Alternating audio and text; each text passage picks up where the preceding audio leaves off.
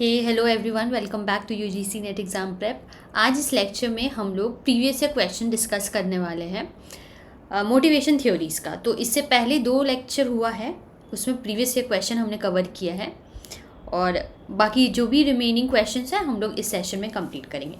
So without wasting time हम लोग start करते हैं अपने इस सेशन को। सबसे पहले आपको क्वेश्चन शो करूँगी मैं, फिर try solving this out, then we are going to discuss the answers. So ये match the following type of question है। लिस्ट 1 दिया है एंड लिस्ट 2 दिया हुआ है and you need to see which is the correct option. So देखिए, सबसे पहला है गोल्डन पैराशूट। तो गोल्डन पैराशूट क्या होता है? Payment companies make in connection with a change in ownership. जब ओनरशिप चेंज होता है या फिर कंट्रोल ऑफ अ कंपनी, तो गोल्डन पैराशूट इससे कनेक्ट होगा। सबसे पहले तो ए का ऑप्शन नंबर ए का 3 से कनेक्ट हुआ। फिर गेन शेयरिंग है। Gain sharing is an incentive plan that engages employees in a common effort to achieve productivity objectives and share the gains. ये गेन शेयरिंग हो गया। फिर stock option, the right to purchase a stated number of shares of a company, है ना, कि हम purchase करेंगे इतना नंबर ऑफ शेयर्स। स्टॉक का मतलब ये हुआ इतना नंबर ऑफ शेयर्स को हम परचेज करेंगे अभी का प्राइस में at some time in the future period of time. मतलब ऑप्शन है कि हम फ्यूचर में इतना परचेज करेंगे, ठीक है। An annual bonus is plan design to motivate short term performance of the managers लोग अच्छा परफॉर्म करें ऑर्गेनाइजेशन में, वो हमेशा मोटिवेटेड रहे अपने काम के प्रति। तो ये प्लान उसी के लिए डिज़ाइन होता है। Plan design to motivate short term performance of managers and are tied to company's profitability. तो हमारा ऑप्शन नंबर बी राइट हो जाएगा। यही चीज़ का एक्सप्लेनेशन पूरा प्रोवाइडेड है। Golden parachute is large compensation packages given to the top executive when there is a change in ownership। तो top executive को लाइक अ बोनस ऐसा ही समझ लीजिए या फिर इंसेंटिव टाइप का पैकेज दिया जाता है, कंपनसेशन पैकेज दिया जाता है जब ओनरशिप चेंज होता है एक कंपनी से दूसरे कंपनी के तरफ, सच एज मर्जर्स या फिर एक्विजिशन के टाइम पे होता है। इसलिए मर्जर्स एक्विजिशन में बहुत कॉस्ट लगता है क्योंकि ओनरशिप ट्रांसफ़र हो रहा है तो पैसा भी देना पड़ेगा उतना ही, राइट। और बाकी चीज़ वही चीज़ दिया हुआ है जो हमने डिस्कस किया। आप अपने एंड से एक बार चेक कर लीजिएगा। नेक्स्ट क्वेश्चन की तरफ मूव करते हैं। सो असर्शन रीजन टाइप का क्वेश्चन है, 2017 में पूछा गया है।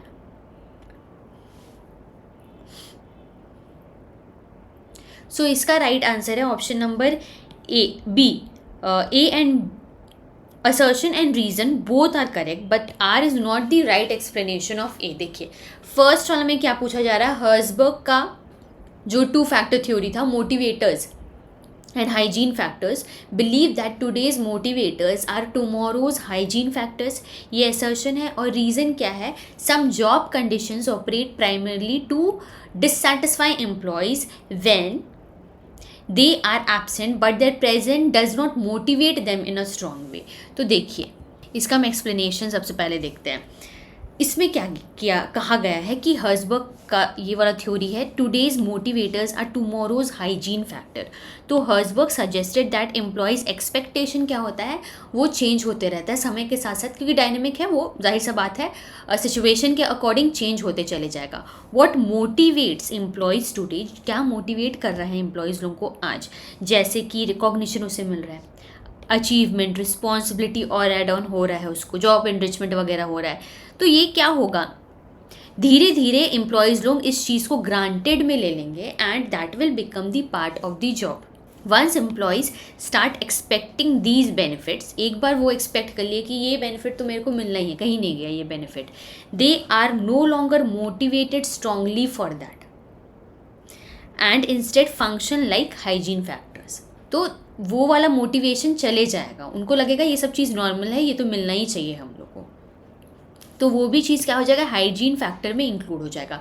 हाइजीन फैक्टर क्या था हमारा, कि हाइजीन फैक्टर्स अगर एम्प्लॉयमेंट में रहा, जहाँ हम काम करें वहाँ हाइजीन फैक्टर्स रहा, तो हम लोग डिससेटिस्फाइड नहीं होंगे, बट इससे हम लोग मोटिवेट भी नहीं हो रहे हैं, ठीक है, इससे हम लोग मोटिवेट भी नहीं हो रहे हैं। ये वाला चीज़ हम लोग समझे थे।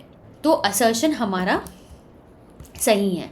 रीज़न क्या है? Some job conditions operate primarily to dissatisfy employees when they are absent but their presence does not motivate them in a strong way। तो ये क्या है?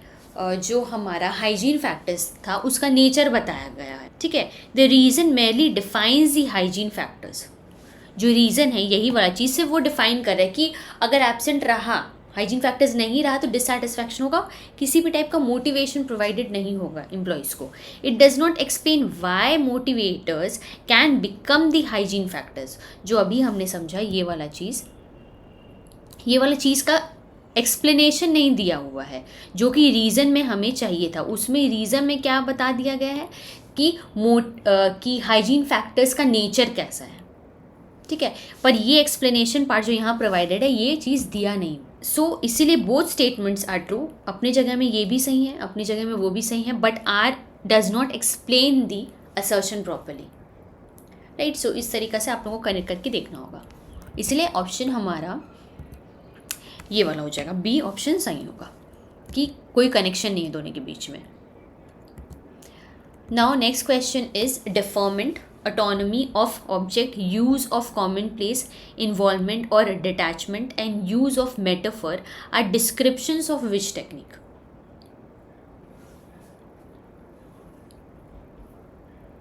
So इसका राइट आंसर हो जाएगा सिंथेसिस, यही आई थिंक प्रोनाउंसिएशन होगा इस चीज़ का। तो इसका देखिए इस वर्ड का, this is a creative problem solving technique which was developed by William J Jordan. The word synthesis means joining together different and apparently unrelated elements। इसका मतलब क्या हुआ? unrelated, कुछ टूटा फूटा हुआ चीज़ है या फिर कनेक्शन करना, sort of puzzle। It encourages creativity through analogies, metaphors and imaginative thinking। अगर कोई चीज़ दिख रहा है हमको, मान लीजिए ये ईयरपीस है, ये हमें दिख रहा है, तो हमें सोचना नहीं पड़ेगा ना, हमें कोई चीज़ों को ज्वाइन नहीं करना पड़ेगा। सो यही चीज़ है यहाँ। क्या हो रहा है? यहाँ डिफरेंट चीज़ों को सिमिलर बता रहा जा रहा है। एनालॉगीज मतलब सिमिलर, लाइक, लुक अलाइक, है ना, वो चीज़ सिमिलर है कि नहीं उस चीज़ से। मेटाफर भी है, एक चीज़ को दूसरे से कनेक्ट करना, तुम ऐसे हो क्योंकि वो वैसा है, मेटाफर्स वैसा ही होता है। So that is the connection which is being created. तो यहाँ पर ही यही चीज़ दिया हुआ है, deferment, autonomy of object, use of common word, attachment, detachment, ये सब टाइप है इस चीज़ का। डेफरमेंट क्या होता है? Avoiding immediate judgement of ideas को तुरंत जज करेंगे उस चीज़ को अवॉइड करना is deferment. Autonomy of object, viewing the problem और object as having its own identity, उसका खुद का आइडेंटिटी है एंड उसका खुद का ऑब्जेक्टिव है, उसका खुद का कैरेक्टरिस्टिक्स है, उस प्रॉब्लम का या फिर ऑब्जेक्ट का खुद का कैरेक्टरिस्टिक्स है।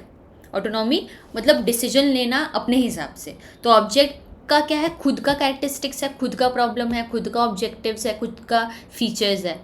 Use of common place, looking at familiar things in a new way, नया तरीका से कुछ चीज़ों को देखना। Involvement, alternating between emotional involvement and attachment का मतलब क्या होगा? कोई चीज़ से दूर रहना।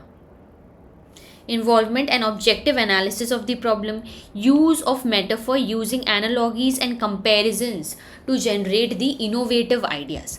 So ये सब चीज़ें जो भी है is the features of synthesis technique। इस टेक्निक का अलग अलग फीचर्स प्रोवाइडेड है। इन्वॉल्वमेंट भी वही है, इन्वॉल्व करना, फिर डिटैच हो जाना। यूज़ ऑफ मेटाफर, कोई चीज़ को किसी चीज़ से कंपेरिजन करना। Use of common place, familiar analogies, familiar हो गया। Autonomy of object, viewing the object कि उसका खुद का आइडेंटिटी है, उसका खुद का फीचर्स है, उसका खुद का कैरेक्टरिस्टिक्स है। और डेफरमेंट मतलब avoiding immediate judgement of idea. So ये सब इनका कैरेक्टरिस्टिक्स है। बाकी चीज़ें क्यों इन्वॉल्व नहीं हुई? क्योंकि ब्रेनस्टॉर्मिंग का क्या मतलब होता है? Focus on generating larger amount of ideas, अपना दिमाग को लगा करके कोई चीज़ का कॉम्प्रिहेंसिव चीज़ में समझना, कोई चीज़ को एलैबोरेटिव चीज़ में समझना, इनोवेटिव चीज़ में समझना। फोर्स्ड रिलेशनशिप का मतलब होगा इन्वॉल्व्स कंबाइनिंग अनरिलेटेड ऑब्जेक्ट्स और ideas to create a new concept या फिर न्यू आइडिया को जनरेट करना। And attribute listing involves listing the attributes of a problem, एक प्रॉब्लम का लिस्टिंग करना, पूरा फीचर्स वगैरह लिखना और problem and modifying them to find the improvements. कोई एक प्रोडक्ट बनाया गया है मान लीजिए, and the customers are not liking the product, तो उनका फीचर निकाला जाएगा कि क्या चीज़ कमी रह गया है वो प्रोडक्ट को, फिर उसको इन्हेंस करना होगा, फिर से बनाना होगा। तो इम्प्रूवमेंट को फाइंड आउट करना एंड फिर से क्रिएट करना, प्राइसिंग वगैरह ठीक करना, प्रॉब्लम को फिक्स करना, that is attribute listing, right. So जहाँ भी ये सब वर्ड आएगा, deferment, autonomy of object, use of common place, involvement, attachment, ये सब रिलेटेड है सिंथेसिस से। I hope this is clear. Now let us move to the next question. Who among the following is not associated with theories of motivation? So इसका right answer है Peter F Drucker. जो Peter F Drucker है, this person was regarded as the father of modern management. उनका major contribution था management by objectives, जहाँ employees of the organization and the employer of the organization they come together and they solve the problem, या फिर कोई decision वो meet करते हैं। कोई ऑर्गेनाइजेशन का डिसीजन लेना है तो employers and employees they are going to come together and find out the problems solution.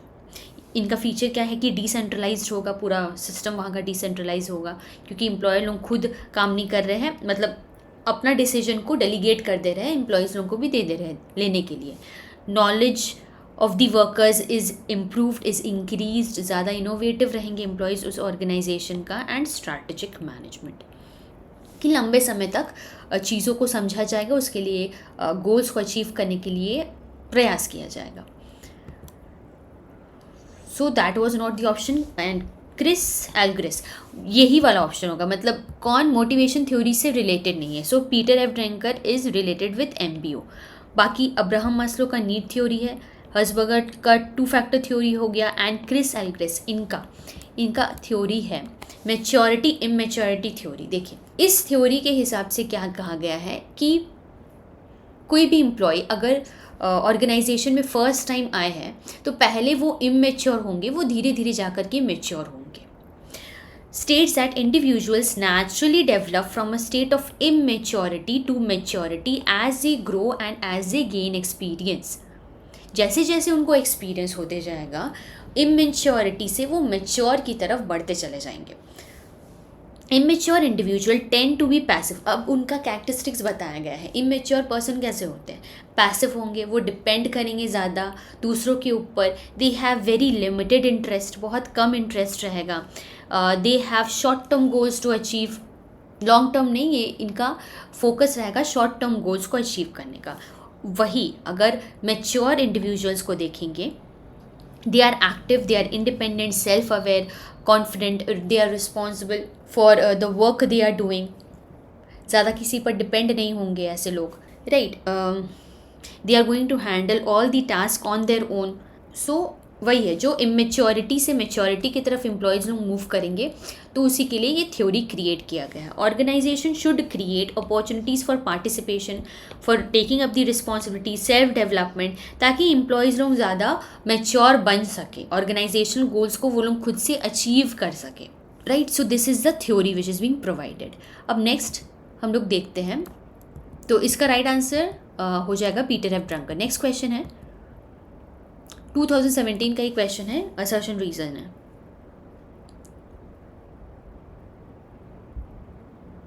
सो इसका राइट आंसर है ऑप्शन नंबर बी। देखिए, a transformational appeal of communication elaborates on a non product related benefit और image. Transformational appeals often do not attempt to stir up emotions that will motivate the purchase।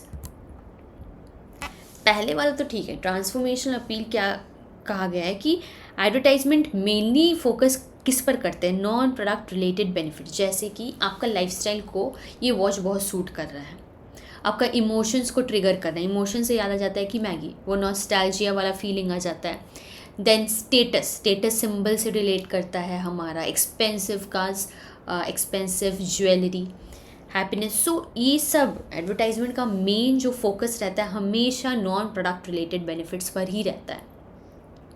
Features तो सब कोई जानते हैं, but वो कैसे emotionally appeal कर सकता है दूसरे पर्सन को, राइट और रीज़न क्या है, रीज़न इनकरेक्ट है। रीज़न हमारा क्या मेंशन है, ट्रांसफॉर्मेशन जो अपील होता है often do not attempt to stir up emotions, this is absolutely wrong, क्योंकि इमोशंस को ही टारगेट करते हैं। जितने भी मैनेजमेंट, जितने भी एडवर्टाइजमेंट के मैनेजर्स होते हैं वो लोग इमोशंस पर फोकस करते हैं कि कैसे इमोशनल एस्पेक्ट को एम्प्लॉयज़ कैसे कस्टमर्स का इमोशनल एस्पेक्ट को स्टरअप कर सकते हैं, कैसे रिलेट कर सकते हैं, ताकि चाह कर भी कस्टमर्स उनके प्रोडक्ट को परचेज करने से रोक नहीं पाए अपने आप को। That will motivate the purchase. So reason हमारा गलत हो जाएगा कम्प्लीटली।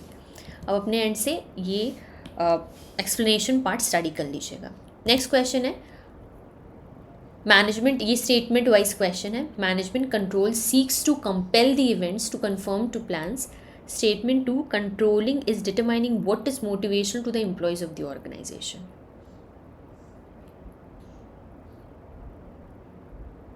So देखिए, management control seeks to compel events to conform to plans. ठीक है, मैनेजमेंट कंट्रोल किया जाता है, जो पोस्ट डॉक वाला पोस्ट डॉक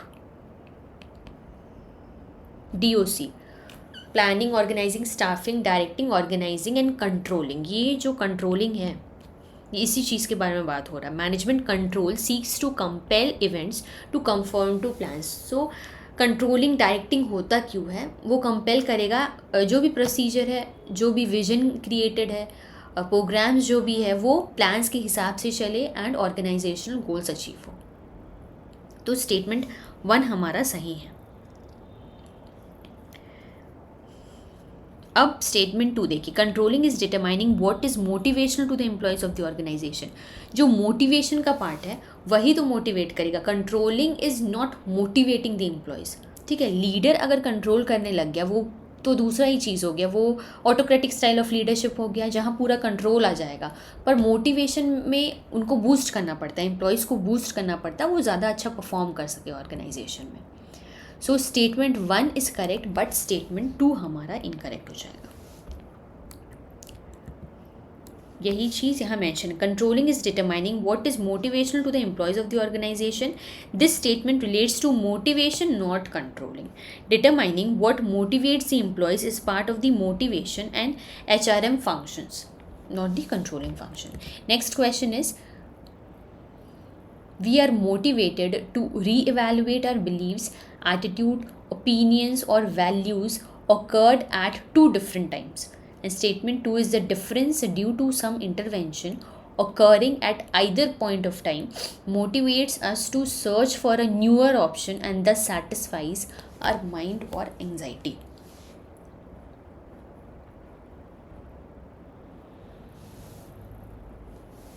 So इसका राइट आंसर है ऑप्शन नंबर ए। देखिए, we are motivated to reevaluate our beliefs. अगर हमारा मोटिवेशन ठीक से वर्क नहीं कर रहा है, मतलब we are not feeling motivated to study, to do the job, in spite of that we are getting salary, हमें सैलरी मिल रहा है, फिर भी हम मोटिवेट नहीं हो रहे हैं अपना काम करने के लिए। So we are motivated to reevaluate. तब हम क्या करेंगे, अपना बिलीफ सिस्टम को फिर से ठीक करेंगे, अपना एटीट्यूड को ठीक करेंगे, नहीं नहीं मुझे सैलरी मिल रहा है, मुझे काम करना है। ओपिनियंस को ठीक करेंगे और values occurred at 2 different times. Statement 2 यहाँ क्या है, the difference due to some intervention occurring at either point of time motivate us to search for a new option and thus satisfying our mind. ठीक है, कोई अलग अलग time में हम मोटिवेट नहीं हो रहे हैं, उसका रीज़न हम सोच रहे हैं, बट क्या सिर्फ खोजने से वो रीज़न ख़त्म हो जाएगा, वो मोटिवेशन मुझे आ जाएगा? ये नहीं हो सकता, ये चीज़ पॉसिबल नहीं है। हमें उसके प्रति काम करना होगा, तभी वो चीज़ वैनिश होगा।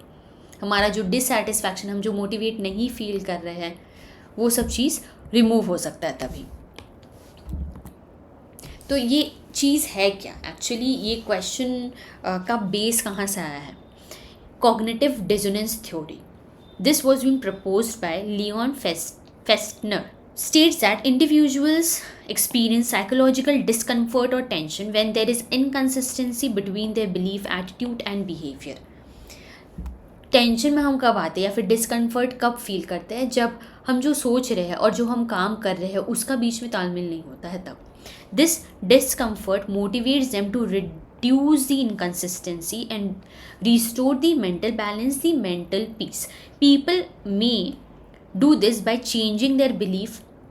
अपना या तो बिलीफ सिस्टम को ठीक करेंगे, मॉडिफाई करेंगे, या फिर जस्टिफाई करेंगे जो वो एक्शन कर रहे हैं, नहीं वो हम ठीक कर रहे हैं action. For example, if a person is smoking, उनको पता है कि smoking is injurious to health, but he still continues the smoking. तो एक कॉन्फ्लिक्ट उनका बिहेवियर में आ जाएगा कि मेरा बिलीफ सिस्टम कुछ और है बट मेरा एक्शन कुछ और है.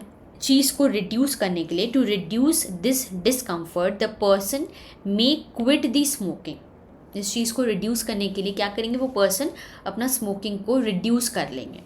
ही is going to ignore the health risk और convince themselves that the dangers are exaggerated. जानबूझकर कि सोचेंगे कि नहीं उतना तो कुछ होगा नहीं, कन्विंस कर लेंगे कि डेंजर्स को बढ़ा चढ़ा के ऐसे लिखा गया है. तो यहाँ क्या है, यहाँ एक्शंस लिया जा रहा है, खाली हम सोच ले रहे हैं कि ये बिहेवियर को मुझे चेंज करना है, पर उसके प्रति हम कोई एक्शन नहीं लेंगे. If I am not taking any step to reduce that behaviour which is giving tension to my mind, तो क्या वो चेंज हो जाएगा वो बिहेवियर कभी चेंज नहीं होगा. दस cognitive dissonance explains how people stir for consistency in their thoughts and actions. So consistently उसके प्रति हमें काम करते रहना पड़ेगा, तभी वो बिहेवियर बाद में चल करके चेंज हो सकता है, कुछ इम्प्रूवमेंट आ सकती है, right. So this is the right answer, option number A. Next question. तो ये वाला चीज़ आप लोग चेक कर लीजिएगा, जो चीज़ मैंने कहा है वही चीज़ यहाँ एक्सप्लेन्ड है. Next question is the popular statement, if all you have is a hammer, everything looks like a nail, is given by. तो ये स्टेटमेंट किसने दिया था? ये स्टेटमेंट दिया गया है, एच मैस्लो ने ये वाला स्टेटमेंट दिया हुआ है. देखिए, if all you have is a hammer, everything looks like a nail.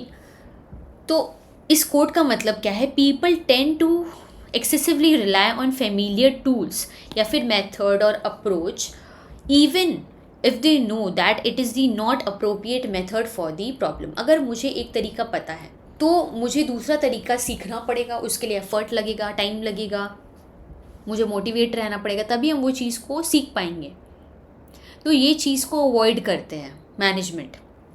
In management and decision making, this suggests that managers may use the same technique repeatedly because they are comfortable with that, rather than considering the alternative solution. कोई और solution मुझे नहीं चाहिए, अगर ये चीज़ काम कर गया है तो मुझे वही चीज़ में चलते रहना है. So if all you have a hammer, everything looks like a nail. तो इसलिए मेरे पास अगर कोई हैमर है तो हम नेल को ठोकेंगे, क्योंकि मुझे एक ही चीज़ आता है और हम अपने आप में रिजिड है, स्ट्रिक्ट है, हमको अपने आप को चेंज नहीं करना है. सो ये वाला कॉन्सेप्ट दिया गया है एच मैस्लो के थ्रू. अब नेक्स्ट क्वेश्चन है, match the items of list 1 with list 2 है. एग्जाम्पल भी, इसका एक एग्जाम्पल भी प्रोवाइडेड है. Suppose a manager always believes that increasing salary ही एक बेस्ट सोल्यूशन है एम्प्लॉय का परफॉर्मेंस के लिए. एम्प्लॉय का परफॉर्मेंस इंप्रूव हो जाएगा अगर उनका सैलरी इंप्रूव कर दिया गया. बट अगर और भी इश्यूज़ है, जैसे उनको रिकॉग्निशन नहीं मिल रहा है, टाइम पे सैलरी नहीं मिल रहा है, देन वर्किंग कंडीशंस वहाँ का ठीक नहीं है, लिमिटेड है ग्रोथ अपॉर्चुनिटीज़, मैनेजर ठीक से ध्यान नहीं देता है उनका सेफ्टी का, उनका गुडविल का, कुछ भी ध्यान नहीं देते एम्प्लॉयज़ का, तो ये सब चीज़ें भी हो सकती. बट अगर मैनेजमेंट वही है, बहुत स्ट्रिक्ट है, रिजिड है, उनको लग रहा है कि नहीं सैलरी के वजह से ही परफॉर्मेंस इम्प्रूव हो रहा है, तो ये चीज़ गलत है. सो ये एक छोटा सा एग्जाम्पल है इस चीज़ का. नेक्स्ट क्वेश्चन देखिए, match the following proponents of the theory है and theory of motivation provided है. सो ये सिंपल सा है. एच मैस्लो अभी जो हमने देखा, need hierarchy theory, D is related with 2, then Z theory William Ouchi, A is 3. So ये आंसर हमारा राइट हो जाएगा. Next question is, the social environment of the job affects people and is also collected by them and not by management alone, is the main proposition of.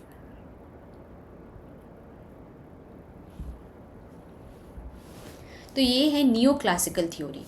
New classical theory of organisation emphasise करते हैं human and social aspects of organisations.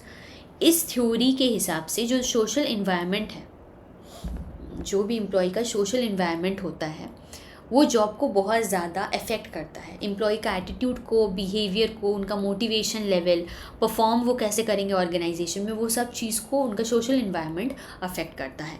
It argues that organisational effectiveness depends not only on formal structures and management decisions but also on the informal groups, जैसे interpersonal relationship, employee participation in the organisation. तो अगर हमारा informal group, जैसे कि हमारा colleagues के साथ अच्छा बन रहा है, हमारे बॉस के साथ अच्छा रिलेशनशिप है, वो बहुत democratic sort of leadership hold करते हैं, इंटरपर्सनल रिलेशनशिप बहुत बढ़िया है, तब क्या होगा, एम्प्लॉयज़ लोग मोटिवेट रहेंगे वहाँ काम करने के लिए। ये न्यू क्लासिकल थ्योरी में कहा गया है। The theory emerged from the findings of the Hawthorne studies which was conducted by Elton Mayo, जो यहाँ पर ही यही दिखाया गया था, which showed that workers are influenced by social interactions and group dynamics. So this is the right answer, new classical theory of organization, ये हमारा सही आंसर हो जाएगा। इससे रिलेटेड भी प्रीवियस लेक्चर्स में मैंने डिस्कस किया गया हुआ है, ये वाला कॉन्सेप्ट भी पूरा क्लास में समझाया गया है। अब जाकर के प्रीवियस लेक्चर्स इसका कवर कर लीजिएगा। Next question is, motivation, force or level of effort is not equal to satisfaction and performance propounded by. So this was propounded by Porter-Lowell model. तो इसमें क्या था, जो हम लोग एफर्ट डाल रहे हैं एंड इससे हमारा परफॉर्मेंस या तो इम्प्रूव हो सकता है या फिर नहीं भी इम्प्रूव हो सकता है, तो इससे क्या होगा, कुछ वैल्यू हमें मिलेगा। वैल्यू वॉज वेलेंस, ठीक है, वेलेंस। अब क्या है, हम सेटिस्फाई भी हो सकते हैं, जो परफॉर्मेंस आया है उस और जो वैल्यू मिला है मुझे, उससे हम या तो सेटिस्फाई हो सकते हैं या फिर डिससेटिस्फाई हो सकते हैं। तो ये वाला चीज़ पूरा कहा गया है Potter and loyal model.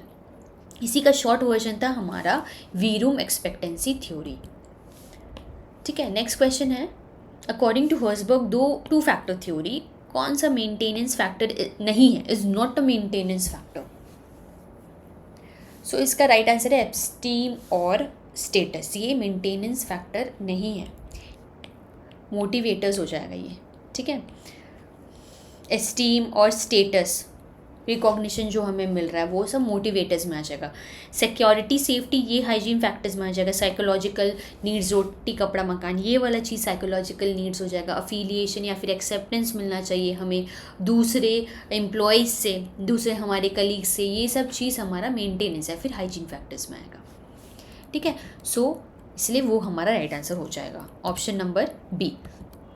Next question is, which one of the following motives characterizes the dominant organizational climate of university teaching department or scientific organizations?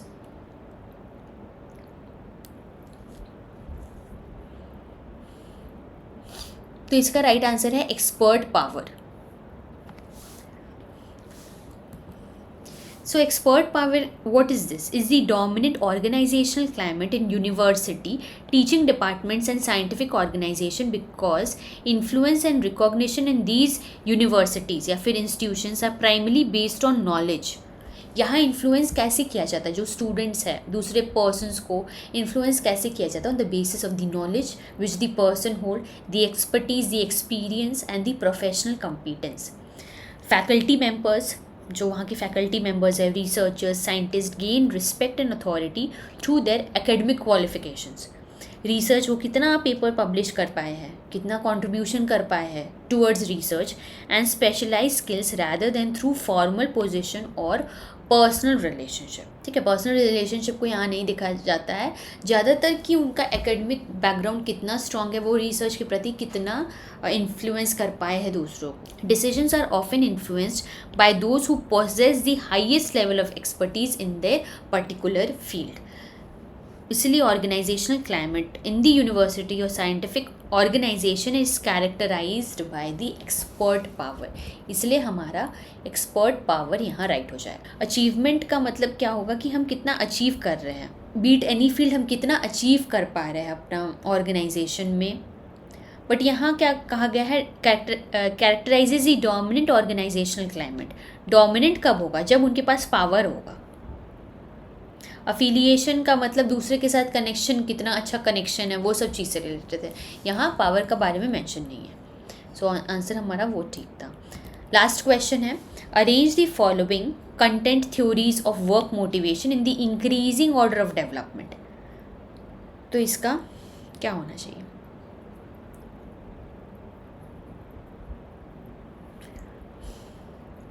तो सबसे पहले आया था हमारा साइंटिफिक मैनेजमेंट, डी सबसे पहला होगा। फिर उसके बाद human relations, scientific management rule of thumb कि इन चीज़ों के हिसाब से ही काम होना चाहिए ऑर्गेनाइजेशन में। फिर ह्यूमन रिलेशन, ह्यूमन को अच्छा समझा गया कि human is a part of the organization, he is an asset for the organization, ये समझा गया। तो डी एंड ई ये दोनों में है। फिर हम लोग चेक करते हैं, फिर मैस्लो का नीड हायरार्की है, जो पिरामिड है वो वाला आया। तो डी ई एंड ए, तो ये हमारा राइट आंसर हो, डी ई एंड सी, ये वाला हमारा राइट आंसर है क्योंकि यहाँ मैस्लो का है। फिर ए एंड बी, फिर हर्जबर्ग थ्योरी हुआ है and B, lastly Alderfer ERG need वाला आया। अगर रिसेंटली कहेंगे तो फिर पॉटर एंड लॉयल मॉडल, वो सब भी हो जाएगा लास्टली जो क्रिएट हुआ था, राइट। सो हमारा ऑप्शन नंबर बी यहाँ राइट हो जाएगा। So this was all about today's lecture. I hope you like the lecture. अगर आपको कोई भी डाउट हो, कोई भी क्वेश्चंस पूछना हो, you are free to comment that down, I would love to give a reply to that. फिर हम लोग मिलते हैं नेक्स्ट लेक्चर में। Till then take care, keep studying and keep learning.